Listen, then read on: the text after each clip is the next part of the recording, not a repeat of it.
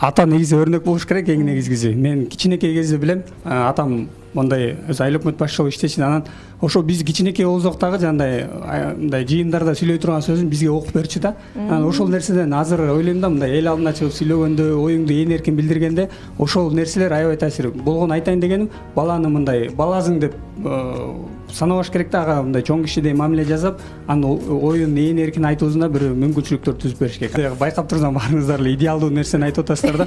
Мондай тиги бала болордо китеп окуу, анан мен балдарым мындай, бирок айыл жеринде мындай нерселер, мисалы ошол эле стереотиптер бар. Тиги ошо аялына жардам берип ошондой болсочу, мындай жылдыңдайт да досторучу.